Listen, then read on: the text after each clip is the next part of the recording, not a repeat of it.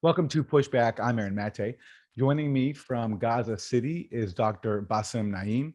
He is a senior official with Hamas's International Relations Office, the former health minister in Gaza, and an organizer of the 2018 Great March of Return.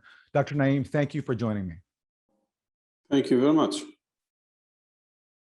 You can give us your sense of what you've been living through under Israeli bombardment in Gaza this last week. Thank you very much. In short, I can tell you that no one here 24 hours is safe, neither inside the house or outside the house, in hospitals, in schools, in high buildings, in small villas or in apartments. You can be the next target at any time. We have, during the last 7 days, we have lost more than 200 innocent Palestinians. 59 of them are children, around 30 women.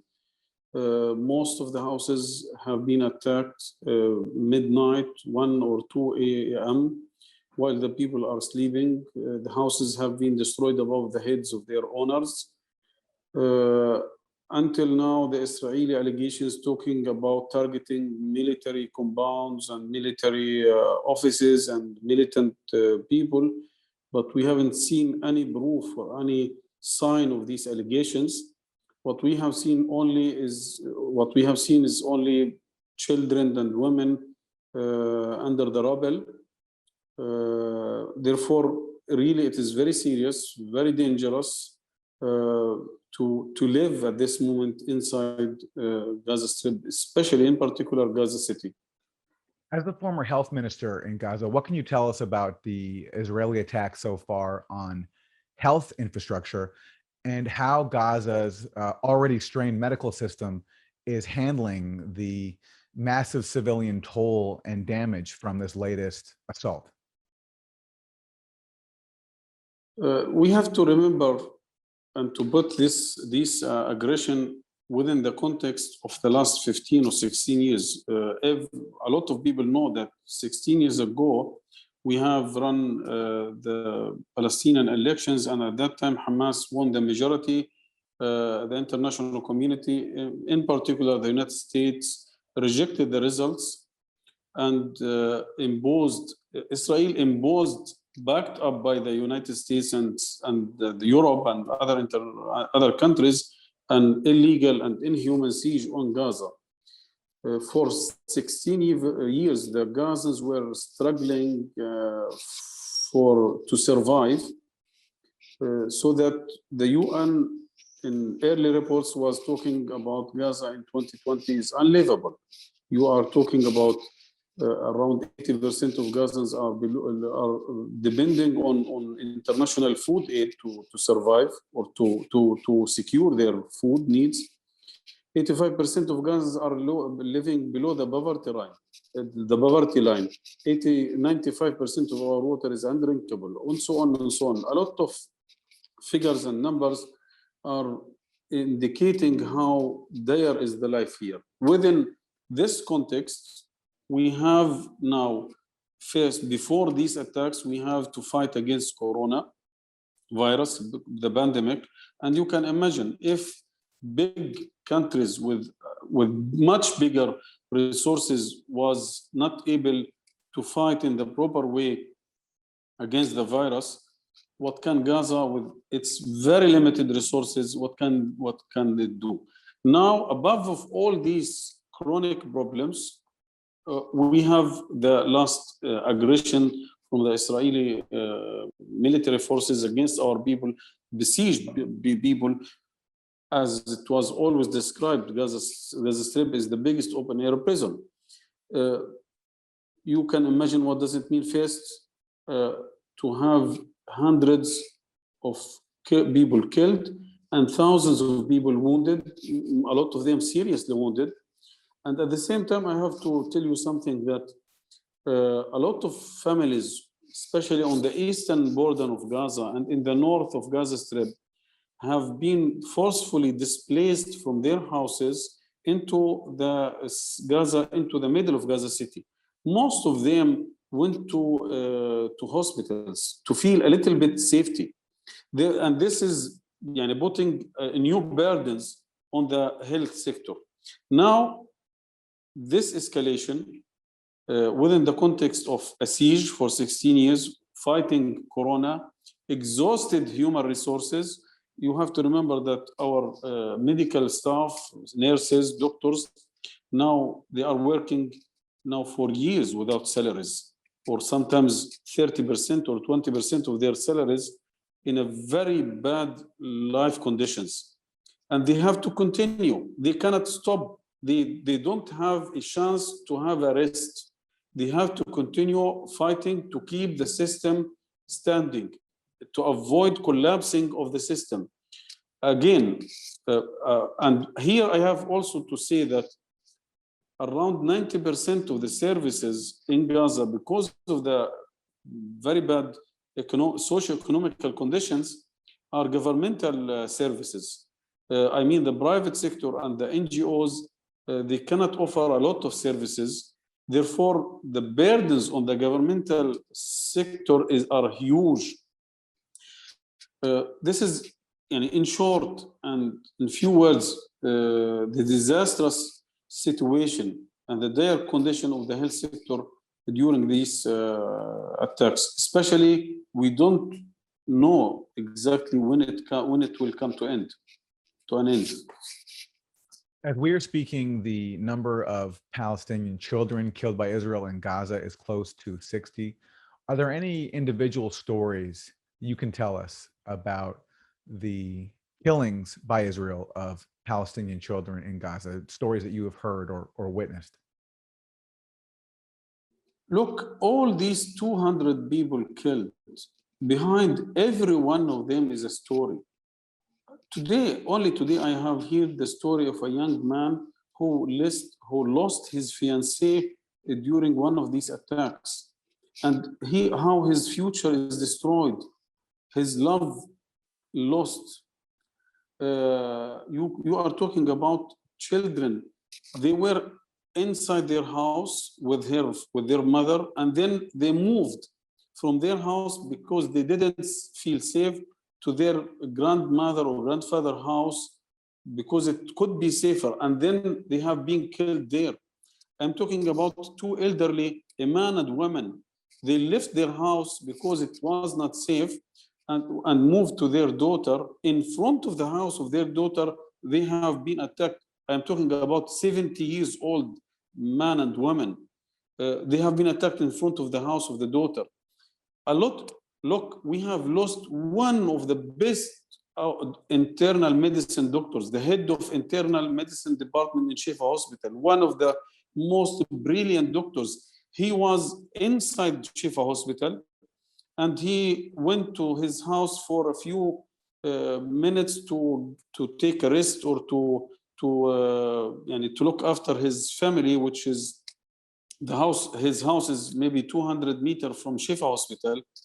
And he was attacked inside the house while he at midnight, was 1 or 2 a.m. He was killed with his wife and 5 children. Another doctor, a neuropsychiatrist, 67 years old, he was killed, and his family, his wife and children are still lost under the rubble. I think if you look after all these 200 people killed, you will find a story, a very painful story. Look, if any house or a high building destroyed totally, for example, Hanadi Hospital, Hanadi Tower, 13 floors, or Al Jalaa Tower, where Al Jazeera and AB was based, 14 floors. Can you imagine the personal history, the memories, all what you have, all the properties, because you have few minutes to leave. Maximum you can take your children and change your clothes if you have a chance to change it, and to leave the building. And then suddenly you lose everything. Muhammad Abu Hatab, his wife was visiting his mother, her mother, and suddenly the house was attacked. She was killed with her children and with her mother. He, after lifting the rubble, he got only one member of his family, a 5-month-old child. He was left from the attack. Can you imagine the feeling of a man like this? Al-Kolak family, 27 members in one shot killed, men and women and children. Can you imagine what does it mean for someone, a child here or a woman here who left from this family? 27 or 28 members of this family lost in one shot, men and women and children. It is not easy to talk about these people. Really, it is not easy. I can imagine how painful for them. Okay, now we are talking about them and we are telling their stories. But in 1 week or 2 weeks, the people will be busy with their own problems and they will forget them maybe forever, and they will suffer alone to survive psychological trauma, to struggle against socio-economical problem, to find a new house, a new family. I think it is not something easy to tell the story. We have always raised the slogan, we are not numbers, we are not only figures in the press. We are talking about lives, about human stories. Each one of them, if you go further and deeper, you will find a very painful and very impressive story of these children and men and women. It has just been reported that the Biden administration, shortly before the Israeli assault on Gaza, approved a new weapon sale to Israel worth something like $735 million. I'm wondering your response to that and to the Biden administration defending Israel's attack, claiming that Israel has the right to defend itself against Hamas rockets, and also on multiple occasions blocking a ceasefire resolution at the UN Security Council. First of all, this is really very painful and shocking for us. We hope that after the change, after Trump administration and the new administration, that we might witness a new policies and new strategies towards the conflict here, to impose justice and peace and calm and prosperity here. But unfortunately, we are really disappointed and fed up with these policies. First of all, I have to condemn such acts because it is converting the United States as a participant, a direct participant in the crime against our people. They are attacking our houses. The weapons killing our children and men and women and destroying our houses is American weapons. Second, what does it mean if you tell us day and night about the biggest army in the region, the strongest army in the region? Is he in need for further arming and further weapons? What does it mean?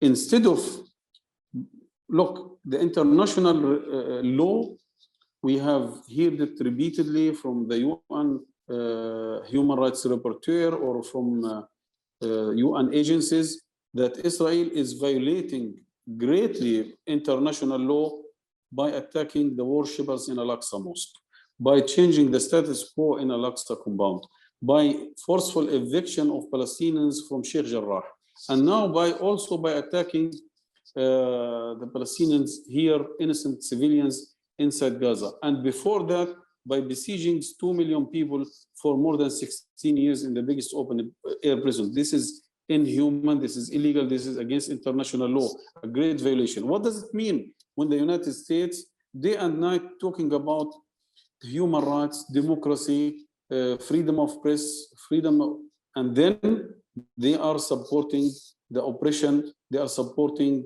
the fascist regime here?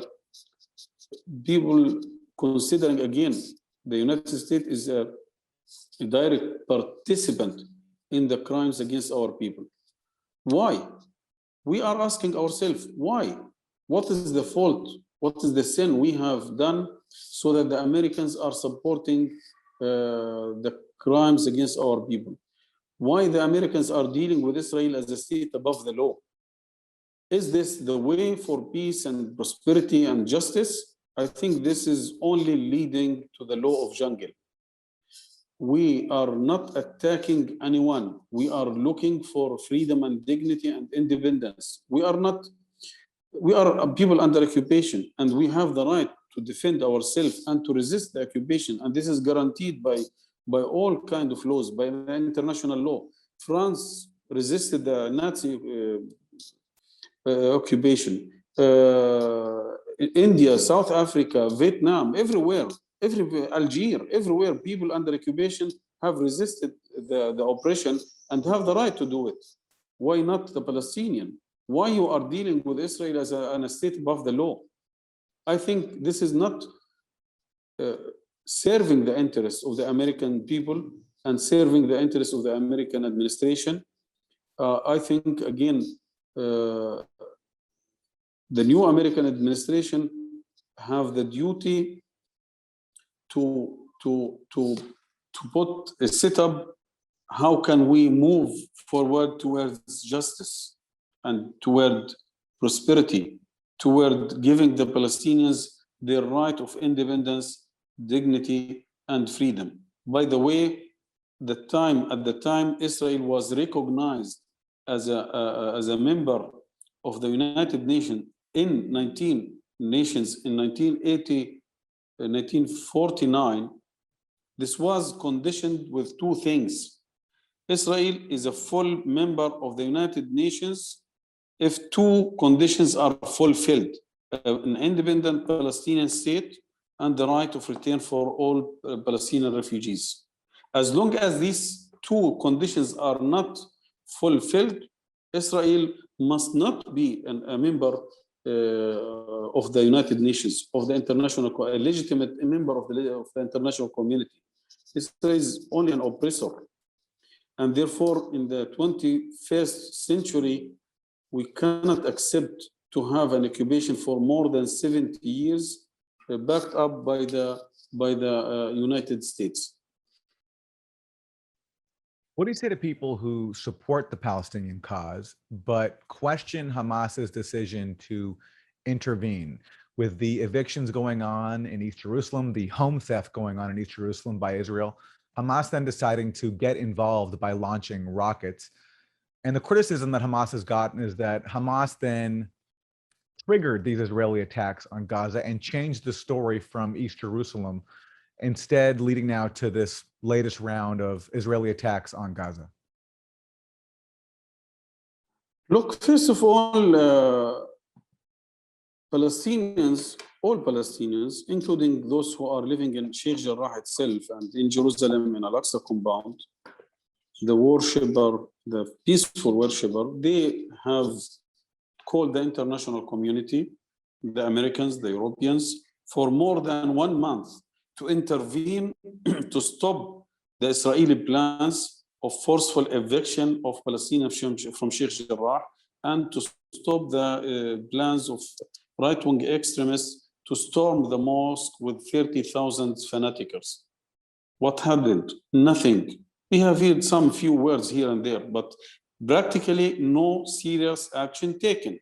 If we study the situation for the last few years, what we see that every day the Israelis are continue implementing their unilateral plans of annexing the Palestinian land, of Judaization of Jerusalem, of expelling Palestinians from Jerusalem to change the demographic balance, of storming the mosque on the way to evict Palestinians or to kick Palestinians out from the mosque, on the way to destroy the mosque.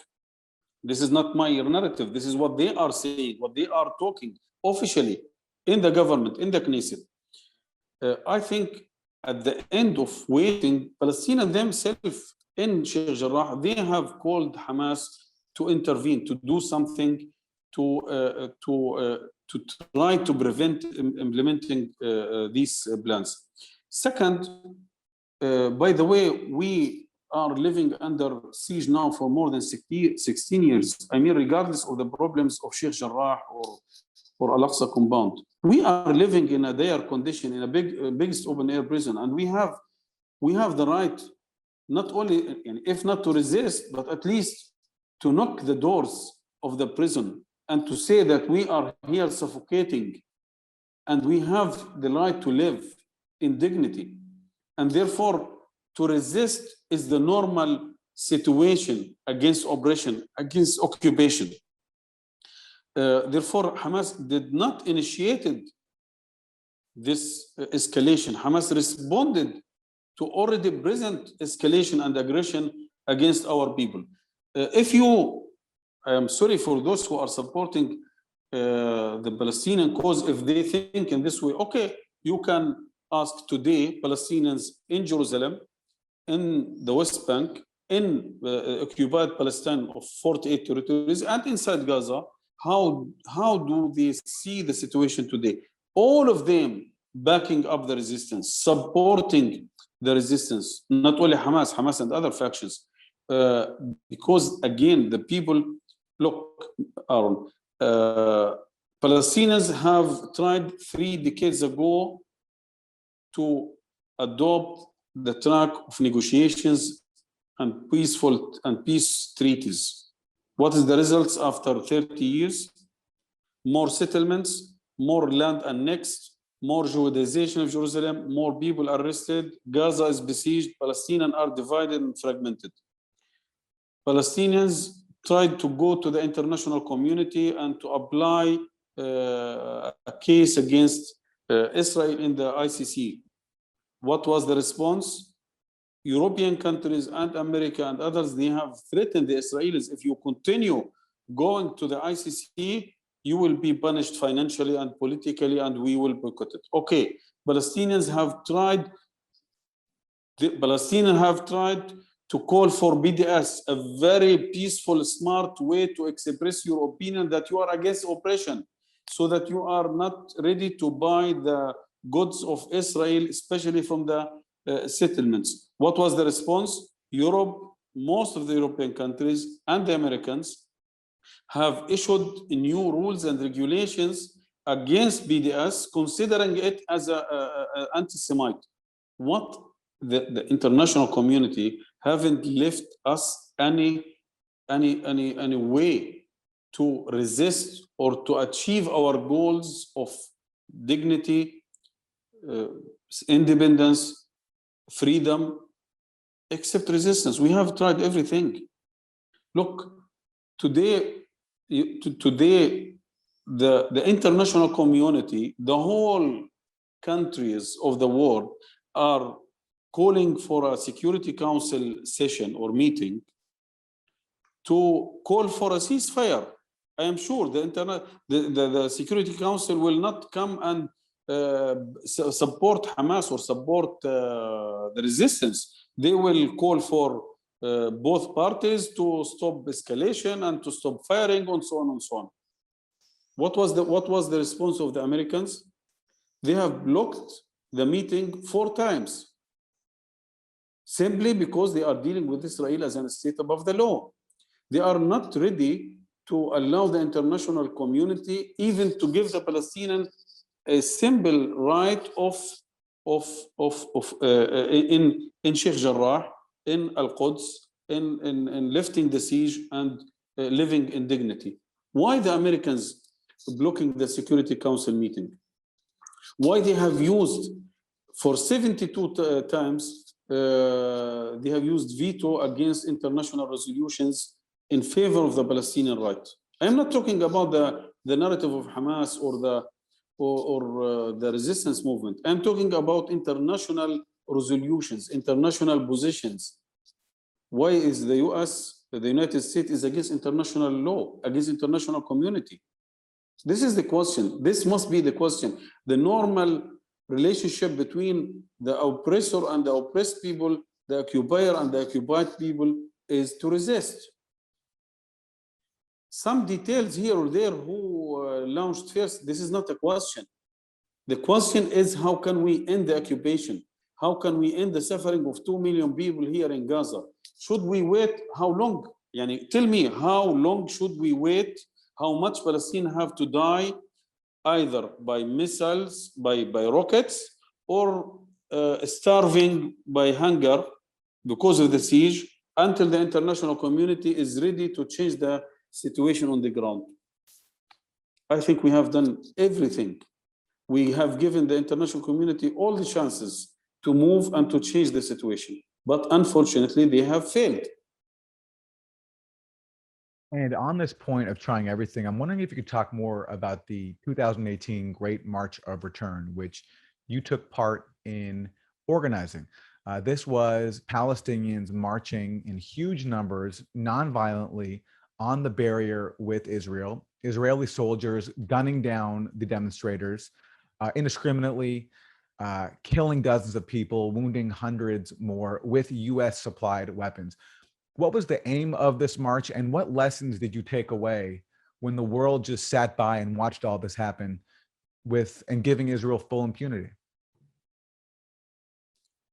This is one of the clear examples how our people tried peacefully and responding positively to the international calls to avoid resistance and launching rockets, and to go peacefully calling for freedom and independence and right of return and lifting the siege. Thousands and thousands moved to the borders. This is a border, the security fence between Gaza Strip and the Israeli controlled territories. In more than 1.5 years, each Friday, peacefully. What was the result? Shooting of innocent, peaceful Palestinians standing hundreds of meters away from the fence by snipers, killing of hundreds, wounding of thousands. And what was the international response? Nothing. Simply nothing. Okay, they have always said this is not acceptable, excessive force, Israel have to exercise more restraint and Palestinians have to stand away from the fence, but effectively they have done nothing. The siege is still there, Palestinians are still oppressed, we have no chances of a dignified life. Therefore, again, we have tried, we have given the international community all the chances to change the situation on the ground. But again, when it comes to Israel, they are dealing with it as a state above the law. This was very striking example how Palestinians for 1.5 years, each Friday, moved peacefully in thousands, men and women and children, raising their voices against the oppression, against the siege, but the response was a brutal response by killing more people, and an impotent response of the international community towards Israel. Finally, as we are speaking, there still is no ceasefire. What is your understanding of the terms that Hamas would propose and accept for a ceasefire with Israel? Hamas, from day one, when the mediators, I am talking about UN and Qataris and Egyptians, contacted the leadership to achieve a ceasefire, that we are ready to stop immediately if the Israelis stop their aggression against our people immediately. Second, that to have rational guarantees from the mediators, the brokers, that Israel is not changing the situation, the status quo in Al-Aqsa compound, preventing or more storming the mosque by fanaticals and right-wing extremists. Second, to stop forceful eviction of Palestinians from their homes in Sheikh Jarrah. That's it. And I think this situation is totally in accordance with the international law.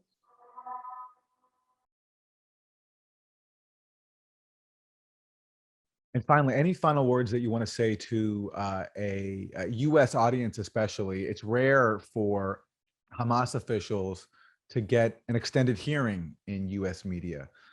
Any final words you want to leave us with today, Dr. Naim?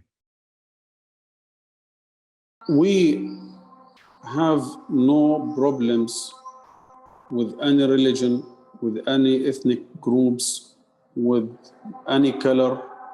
Our problem is only with the occupation, with the oppression. What we are looking for is only freedom, dignity, and independence to live like any people around the world, to secure a better future for our children. Therefore, what any ordinary American citizen accepting for himself, I hope he is ready to fight and to struggle that we can achieve this. Therefore, we are not attacking anyone. We are not, what we calling for is our dignity and freedom and independence. Therefore, we are looking for that all people in the United States and outside the United States, that they are supporting us in this struggle as a human. Again, our struggle is a struggle of all humanity. And hopefully we can see the day that Palestinians can live like all other nations in a free and independent state. Dr. Basem Naim is a senior official with Hamas's International Relations Office and the former Minister of Health in Gaza, speaking to us from Gaza City. Dr. Naim, thank you very much for your time. Please, thank you very much, and thank you for your invitation.